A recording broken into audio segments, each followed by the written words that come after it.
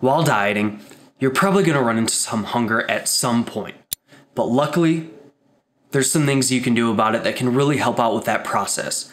But there's a major caveat here that I'll get to at the end. But I want to go over 5 things that you can do to kind of help with this hunger. And the first thing is to embrace the hunger. Like, I know might sound cheesy, but if you just kind of accept that, okay, I'm dieting, I'm going to be hungry part of the time. Like, this is just my body's natural response to low food availability. My body's trying to help me out to not starve to death. So it's something that's gonna happen. And if you just kind of accept that, hey, I'm gonna have a little bit of hunger, but this is something I'm choosing to do, then I think that you can perceive that hunger in a more positive light rather than, complaining about it. Like, I know it helps me out a lot when I just think to myself, hey, this is something you're choosing to do, just kind of embrace it and just knock this diet out. And the second thing that you can do is focus on non-calorie dense foods. So these are going to be foods that are going to have a little bit amount of calories for a lot of food volume. This is going to be a way for you to kind of stretch your stomach a little bit, send that signal of, hey, we're full, and it's going to kind of help with your hunger a little bit. This is an example of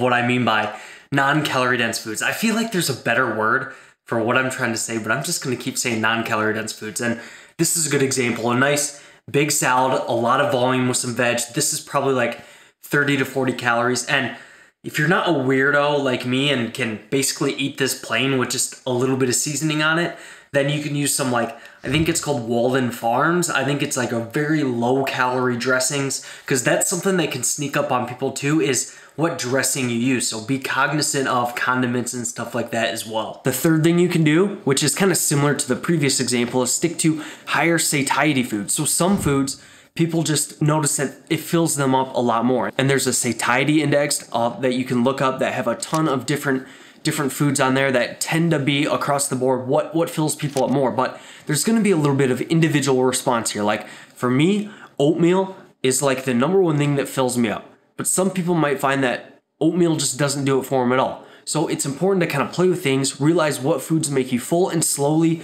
kind of incorporate more and more of those foods that make you full. Something that across the board that seems to be true for most people is that drinking your calories probably isn't the best route to go for hunger. Most people find that they drink their calories. Maybe you get a little bit of that stomach stretch from drinking a big glass of something right away, but after like a half hour, it kind of wears off and it doesn't help a whole lot. So I would probably avoid drinking your calories for the most part. And the fourth thing you can do is sometimes moving that first meal back just a little bit can help some people, because it's almost easier to kind of stay in that fasted state rather than being in that fed state. Because once you start feeding, it's like the wheels start turning, the ball starts rolling, and then you just want to keep eating and eating. So sometimes pushing that first meal back just a couple hours can kind of decrease that feeding window and help out a lot. But I don't want you to get crazy with this. I don't want you to, turn this fasting window into something that is like 18 hours long and you're just waiting all day to eat and all you're thinking about is food. No, I'm talking like an hour or two. So for me, like on my training days, I still train at like 6:30 in the morning. So I still have my first meal at like 5 a.m. But on my off days when I don't train, instead of having that first meal at 5 a.m., I might push it back till like 7 or 8. And that seems to help quite a bit with managing hunger because I'm reducing that food window just a bit. But if you get too extreme with it and try to push your food back all day, you might notice you're more irritable, you're really waiting for that meal all day long, and it makes you more food focused than less. And the fifth thing that you can do is have some sort of like 0-calorie beverage or drink. Personally, I like some dark roast decaf coffee. Like, as you can see, it just excites me to even say that. And is it sad that I got this flower like a day ago on Valentine's Day?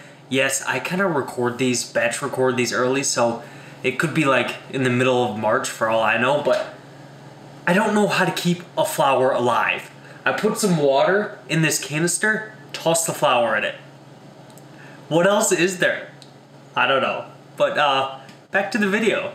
And now for the major caveat. So I think it's important to gradually increase your use of some of these tools. So what do I mean by this? I think it's important to gradually increase your food volume as you go throughout a diet. Gradually increase having a sparkling water or a diet soda here and there.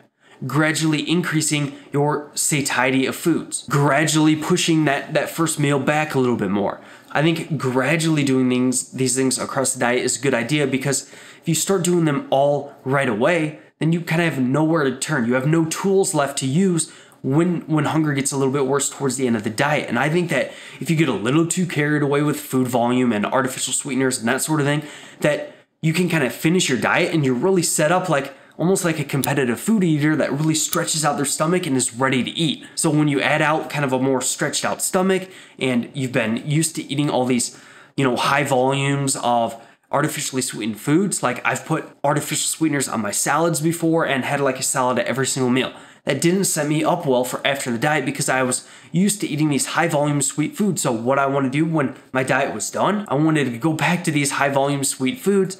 But since my diet was done, I was like, oh, I can have this or more calorie dense foods. And that just did not put me in a good position. So if you gradually increase it, you run into that problem a little bit less. And throughout your diet, you just kind of keep stepping up to a next food volume, and it kind of progressively makes the diet a little bit easier as you go throughout. For example, I have a protein shake and then some oats here, which I'll show you some B-roll of. And when going through like a massing phase, I'll just mix the protein powder straight into the oatmeal and have protein oats. But now that I'm, several weeks into this cutting phase, I like to have more of a watered down shake along with my oatmeal, so I kind of get two separate things, a little bit more volume to help fill me up. If I was like really hurting at the end of the cut, I might swap out a portion of this oatmeal for like some carrots or some veg or something like that to add a little bit more volume as I go through a deficit. Thank you so much for watching this. If you enjoy videos like this and they help you out, make sure to hit that subscribe button, screenshot it, put it on your store, and I'll see you in that next one.